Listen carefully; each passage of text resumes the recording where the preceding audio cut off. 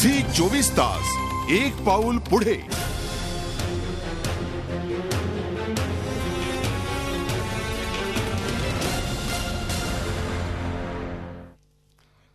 रोजमर्रे आणि प्रवासी रडे या कार्यक्रमात चर्चा करण्यासाठी माझ्यासोबत आहेत राम नाईक. राम नाईक हे भारतीय जनता पक्षाचे ज्येष्ठ नेते आणि त्याहीपेक्षा सुद्धा माजी रेल्वे मंत्री आहेत. सर, आपलं स्वागत. आपल्यासोबत आहेत विद्याधर मालेगावकर. विद्याधर मालेगावकर हे मुख्य जनसंपर्क अधिकारी मध्य रेल्वे. आज अर्थातच त्यांना अनेक प्रश्नांची उत्तर द्यावी लागणार आहेत. नेहमीप्रमाणे तेही आपल्याकडे आहेत. सर, आपलं स्वागत. राजेश घनगाव माझ्या ठाण्याच्या स्टुडिओमधनं आहेत. राजेश घनगाव हे कल्याण कसारा वेलफेअर असोसिएशनचे अध्यक्ष आहेत आणि त्याहीपेक्षा सुद्धा आपले जे प्लॅटफॉर्म असतात त्या प्लॅटफॉर्मची उंची वाढली पाहिजे, स्वच्छता असली पाहिजे आणि उद्घोषणा नीट झाल्या पाहिजेत याकरता त्यांनी अनेक प्रकारचे उपक्रम राबवले, पुढाकार घेतला. राजेश घनगाव, आपलंही स्वागत. त्याचबरोबर आपल्यासोबत आहेत विश्वनाथ धात्रक. विश्वनाथ धात्रक हे महासचिव आहेत उपनगरीय रेल्वे प्रवासी महासंघाचे. जरी ते स्वतः मल्टीनॅशनल कंपनीमध्ये काम करत असले तरी सुद्धा रोज कसारा ते सीएसटी आणि चर्चगेट ते बोरिवली असा ते नियमित प्रवास करतात आणि त्याचमुळं रेल्वेच्या अनेक समस्यांचा ते सातत्यपूर्ण पाठपुरावा करत असतात. या चारही मान्यवरांचं मी स्वागत करतो आणि पहिला प्रश्न घेऊन मी जातो राजेश घनगाव यांच्याकडे. राजेश घनगाव, मला सांगा, गेले 4 दिवस नेमकं काय झालंय? रविवारी रात्री काम संपलंय असं जाहीर झालेलं होतं, अशी अपेक्षा होती, परंतु आज बुधवार झाला. आज सकाळी सुद्धा कामावर यायला मला ठाण्याहून वरळीला यायला 2.5 ते 3 तास रेल्वेमध्ये लागले. हे असं का झालं?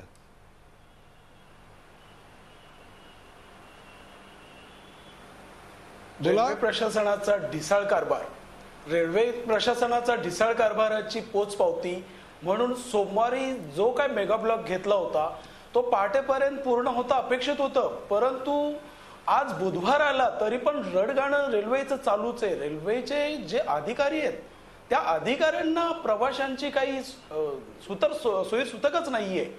आता पाहतोय आम्ही दिवसांदिवस मेगा ब्लॉक.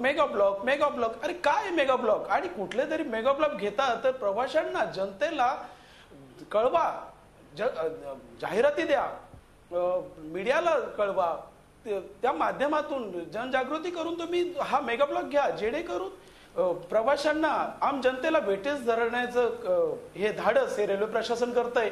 याबद्दल सगळ्या स्तरांमध्ये नाराजी आहे. आणि हे 4 दिवस चालू असताना हे आपले जे नेते, जे स्वतःला नेते समजतात, ते कुठे येतो? आमच्या रेल्वे प्रवासी संघटनेच्या वतीने आम्ही जे जे काय करायचंय ते करतोय. लोकांना, ज्या प्रवाशांना ज्या सुखसुविधा द्यायच्या त्या संदर्भात आम्ही वेळोवेळी प्रशासनाच्या अधिकाऱ्यांशी सतत आपण संपर्कात आहोत, परंतु पाहिजे तसा प्रतिसाद हा रेल्वे प्रशासनाचा अधिकारी या रेल्वे प्रशासन देतच नाहीये. मला तुम्ही सांगा, मी दुसरा प्रश्न घेऊन जातोय विश्वनाथ धात्रक यांच्याकडे. विश्वनाथजी, मला तुम्ही सांगा, नेमक्या 4 दिवसातल्या हाल अपेष्टांचं वर्णन आपण कसं कराल? गेले 4 दिवस बघताय, जवळपास 70 ते 72 लाख लोक जे रेल्वेने प्रवास करतात, अक्षरशः त्यांचं जीवन वेठीला धरल्यागत अवस्था झाली होती. काय वर्णन कराल? उदयजी नमस्कार. सगळ्यांना नवीन वर्षाच्या शुभेच्छा. प्रथमतः तुम्ही आता एवढाच बोललात ना की या रेल्वेने प्रवाशांना कन्सिडरच करून टाकले की दे हॅव गॅरंटीड इट की ते काहीच करू शकत नाहीये. प्रॉब्लेम इथेच आहे. मला एक सांगा की गेले 4 दिवस उदयजी, तुम्ही आणि मी स्वतःही रेल्वे प्रवास करतोय. अत्यंत हालापेष्टांचं जीवन आहे. याच्यात फक्त रेल्वे एकटीच दोषी आहे असंही मी म्हणणार नाही, पण रेल्वेने राज्य सरकारबरोबर एक कम्युनिकेशन करून एक पॅरलल सिस्टम, मला मान्य आहे की रेल्वे ब्लॉक हे घेतलेच पाहिजेत. विद्याधरजी मालेगावकर आहेत माझ्यासमोर, त्यांना रेल्वे ब्लॉक घेणं हे गरजेचं आहे, अत्यंत नितांत गरजेचं आहे, हेही मला माहिती आहे.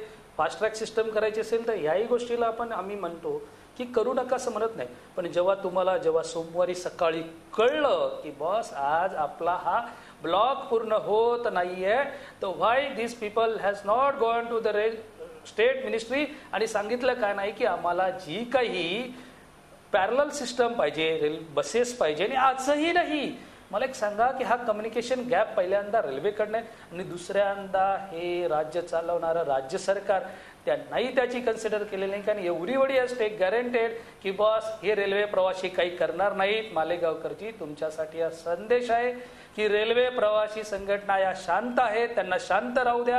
ह्या ज्या दिवशी चिडतील त्या दिवशी लक्षात ठेवा की रेल्वेला आटोक्यात आणणं कठीण असेल. मी ही धमकी देत नाही, पण हा आमच्या प्रवाशांचा मी विश्वनाथजी तुमच्याशी 100% सहमत आहे. गेले 4 दिवस आमच्याही स्टाफला प्रचंड त्रास झालेला आहे. लाखो मुंबईकर जो हा कार्यक्रम बघतायत, मी जेव्हा मुंबईकर म्हणतो तेव्हा ती मुंबई वसई विरारपर्यंत वाढलेली आहे, डहाणू रोडपर्यंत वाढलेली आहे, कसारापर्यंत वाढलेली आहे, कर्जतपर्यंत, वांगणी नेरळपासून आमच्या ऑफिसमध्ये लोक येत आहेत. त्या प्रत्येकाची हीच रड आहे की जवळपास 3-3, 3.5 तास त्यांना रेल्वेमध्ये बसावं लागत आहे. कुठल्याही प्रकारची सूचना त्यांना मिळत नाहीये. झी 24 तास, एक पाऊल पुढे.